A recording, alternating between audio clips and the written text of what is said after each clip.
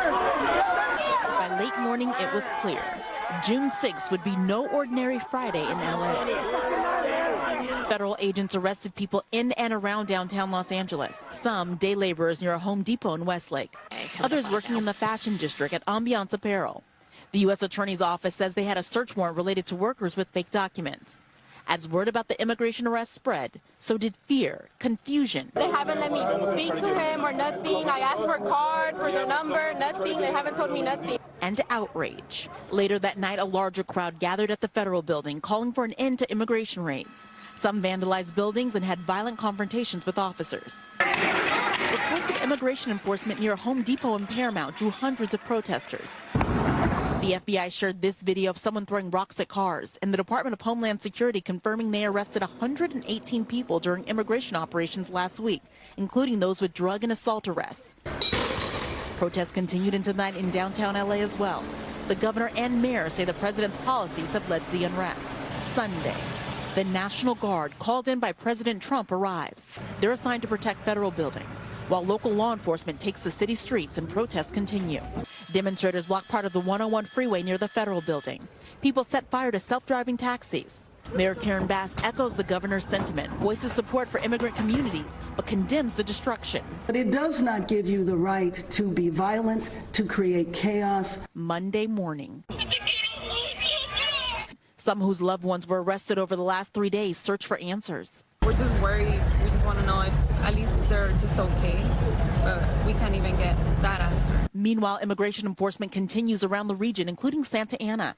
But they just came by, they started picking up people without hesitation. The federal government confirmed 1,700 National Guardsmen have been deployed in the LA area, and 700 U.S. Marines have been activated to support the efforts of protecting federal agents and property. This situation with ICE and the immigrants is really turning up, and it's really getting crazy. Now, all over social media, on TikTok, on X, all over YouTube, Instagram, you have a lot of Latinos taken to their, their platforms, and they're talking about ICE. They're calling it out. They're recording videos showing ICE coming to their communities and snatch family members. Now, that's not something that I think is funny or something that that Black America is really bragging about. I think Black America is saying we're sitting this one out because of in the past, all of the anti-Black rhetoric that's been spewed, towards the Black community from the Latino community. Also, dealing with me, African American and Cuban, and the Afro-Latino community, they pretty much has went invisible in the Latino community, right? When you see Telemundo, you don't see too many people that are dark complected that's represented amongst the community, because the closer to whiteness, the better you are. Your hair, your complexion, all these different things. And these are things that we talked about for years, right? On these channels, and it went ignored, right? And a lot of people was very racist against Black folks. It just is what it is. We don't have to sit here and lie. Now, when you see these videos of family members being torn apart from each other, I don't think that it's funny. I think it's devastating, right? And let's just, because the Latino community is now calling out their own, right? And I did a video on this yesterday, but I wanted to do part 2 because there's so many people coming out and talking. But the Latino community is now calling out their own people for their anti-Black racism and saying, how could you call and ask the Black community to help you when you guys have been denigrating this community for a long time? Check this out. Why are Latinos asking Black people to join them in the protest? But last month, Black people asked Latinos to stop saying the N-word because Black people find it disrespectful when Latinos say the N-word. And Latinos were so offended that they started disrespecting the Black community. And I'm probably going to get a lot of hate for this, but I want to say something. If you've been following me for a while or have gone through my videos recently, you see that I'm constantly pushing for unity between communities. Majority of the Black people in the comments are stating how they get a lot of disrespect from the Latinos, and majority of the Latinos in my comments are actually really disrespectful to the Black community. And I've been pushing for unity because these protests are not where we're going to unite.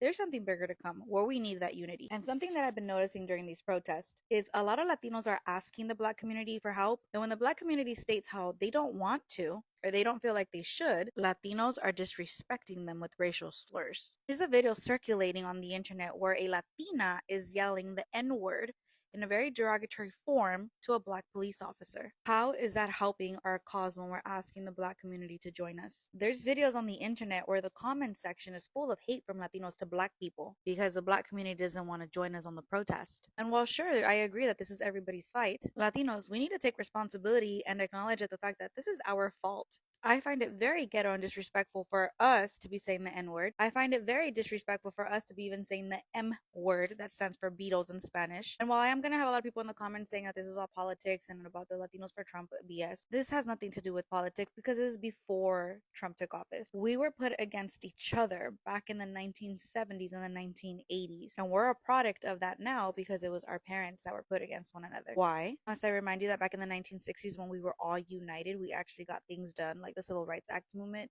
Latinos tend to forget that black people, the black community, were out protesting for field worker rights, immigration rights. Hey, fellow Latinos, I'm not saying it's okay or right that black people are like, no, let them fend for themselves. I mean, honestly, it is okay, but I'm not saying like, yes, let's do that because unity is what helps us. But also, like, I know it's not supposed to be transactional. I just need you guys to start thinking because you guys are like, you know, all gung-ho, active out there, unified together in the streets now. But where were you when the George Floyd protests were? I personally was out there with my friends who were Asian, Pacific Islander, Mexican, and Puerto Rican. And then I'm Mexican myself and a white husband. We were out there, okay? And I've gotten comments from people in my community, people in my family who have been like, well, you think you're black. What about me? What about my content? What about the way I speak, the way I act? What about you makes you think that I think I'm black? Oh, because I advocate for black people too, as much as I advocate for my people? It shouldn't be transactional. You shouldn't have to have a dog in the fight to care. You should just have basic empathy. You should just care about people. You see a sad story, oh, you cry. You want to help out however you can. You guys see that all the time. You see a puppy in danger, oh, let's rescue all the puppies. Why is it so hard to do with humans? Black people don't owe us anything. But even one of the major interviews going around about the guy whose girlfriend was taken because they were just recording, in that there's a black man who's in the background and he's like, si se puede. He's out there.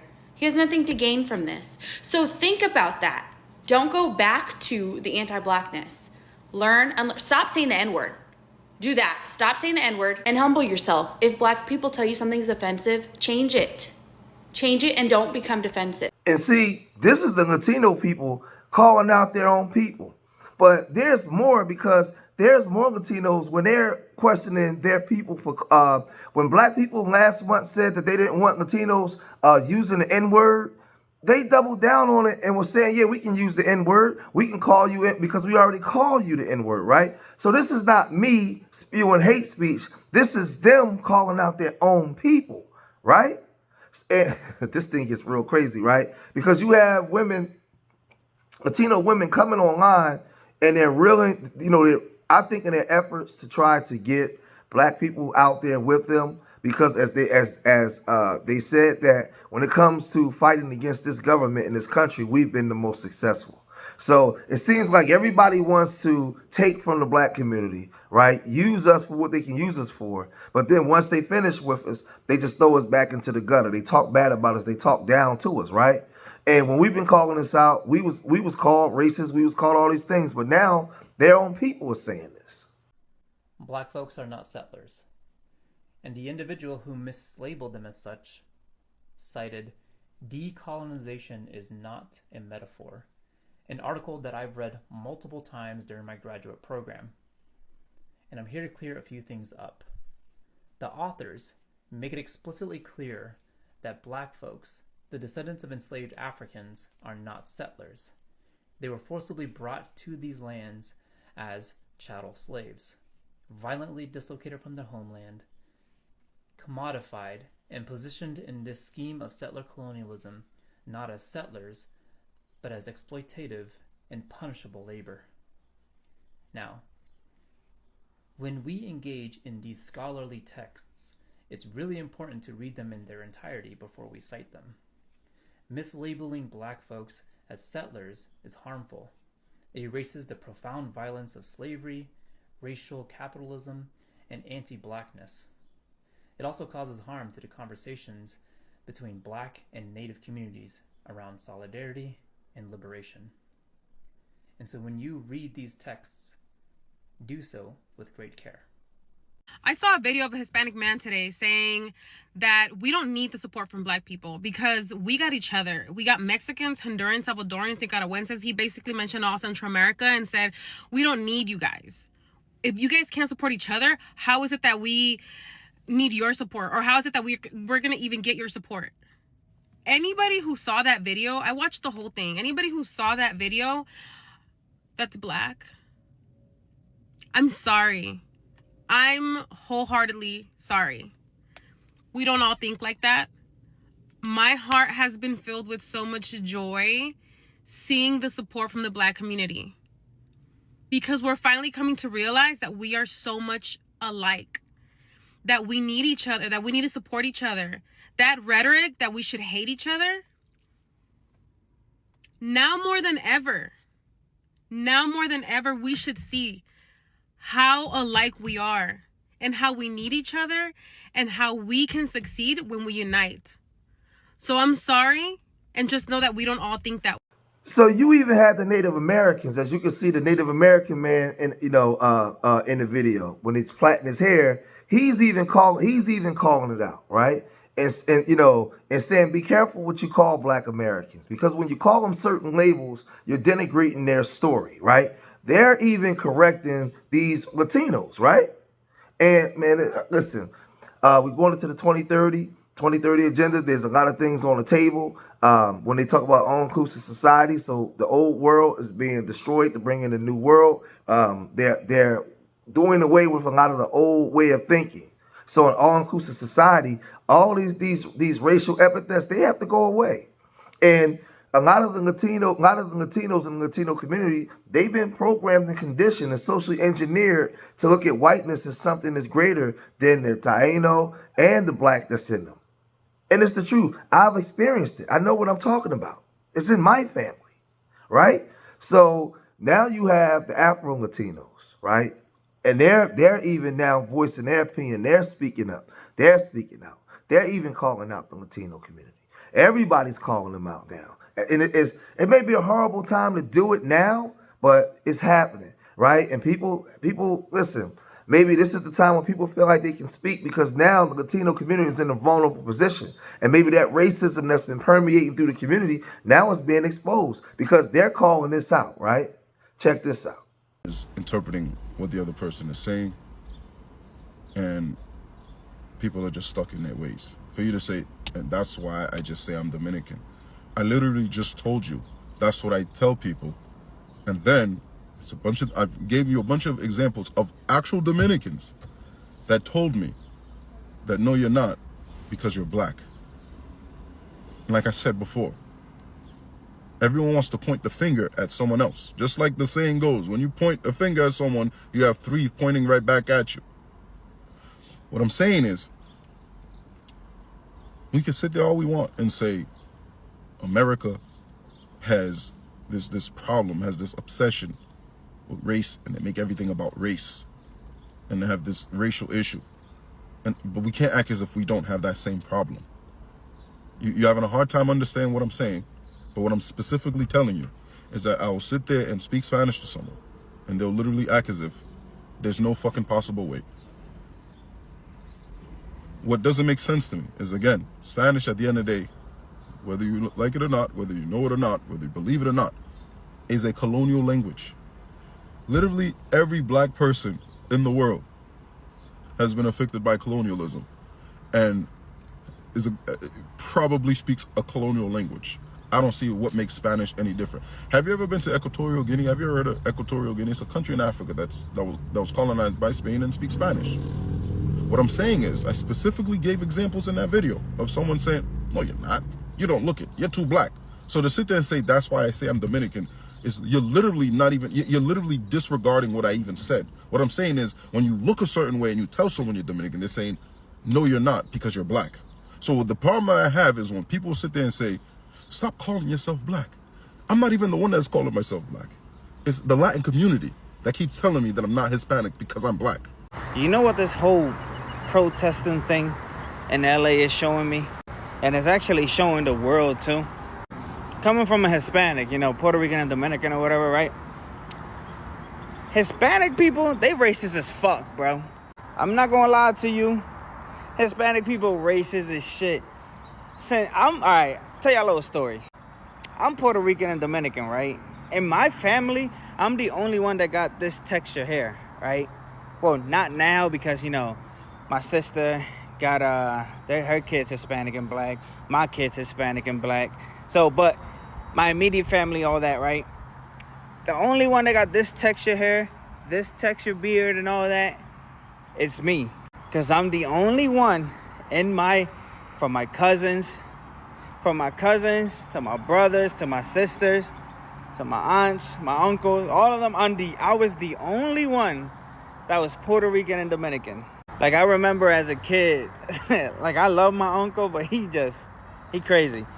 But I remember my uncle as a kid telling me, oh, like, you got that peasy hair and shit like that. Because everybody in my family got that slick shit, that you know what I'm saying? So I'm always thinking, I'm like, all right, my hair peasy, my hair bad. And that's until I met my wife. And she taught me about, you know, hair textures. How some people got 3, some people got, it was like 3C, 3-4, whatever the fuck she was telling me. But she told me about hair texture and shit like that. Now I be going down memory lane and shit. I'm like, damn. My family really used to be racist as shit.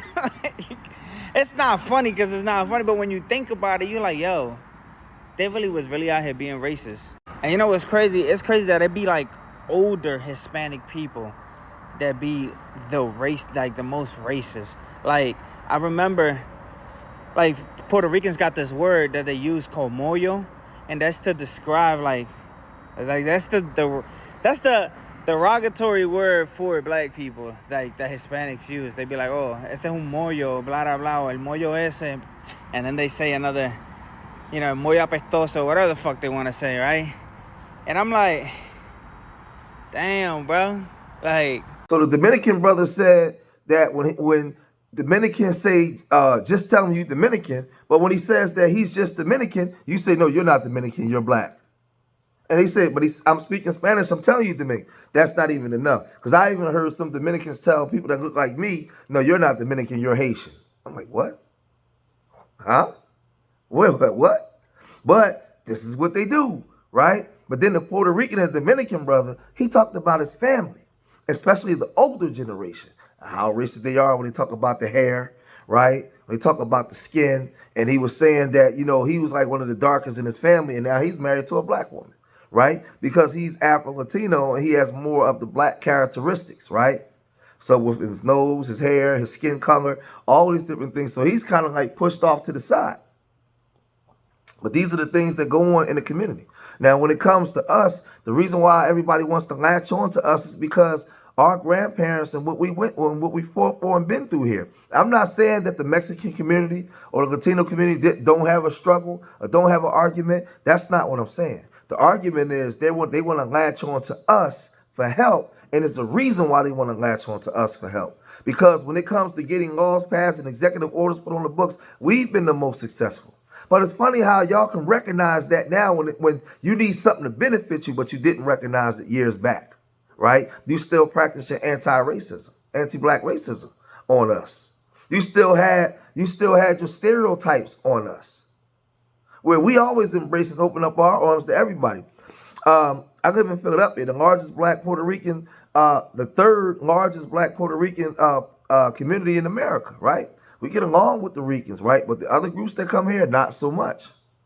Not so much. Or they don't really associate with our communities like that, right? They have their own agendas and their own ideas as to how they should be moving in with their communities. There's no black and brown unity.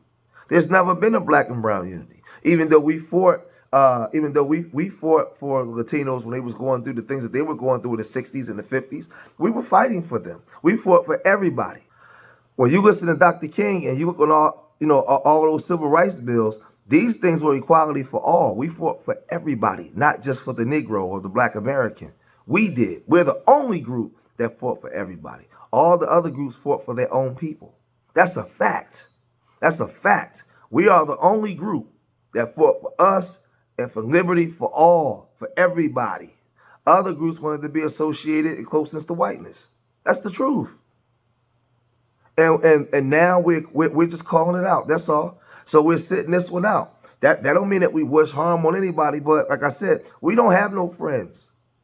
Everybody that joined our struggles at times joined our struggles for their own benefit. It wasn't for us. We have our reparations argument. Y'all done went on TV and spoke against our reparations and said, why should they get it first? What's her name? The Latina woman. She came on there and said, well, Latinos should get reparations before blacks. What's the Puerto Rican girl, Jenny from the block, Jennifer Lopez, when she went on TV and said that, right? She didn't have to go on TV and say that. She could have just said, hey, I'm for reparations for Latinos. She didn't have to mention us. But this is the stuff that go on. This is the stuff that happens, unfortunately. But I'm going to cut this video short here, man. If you made it this far in the video, hit that like button. Subscribe to Street Media TV. Let me know what you guys think, man. What's your opinion on this, right? Like I said, you can't say it's hate speech because I'm part of both communities, right? This is my phenotype. I know what I'm talking about. I know about the anti-black racism that goes on, right? And I'm speaking about it. So leave your comments in the comment section. Let me know what you guys think, man. Subscribe to Street Media TV. Remember, I love y'all. Till next time, peace.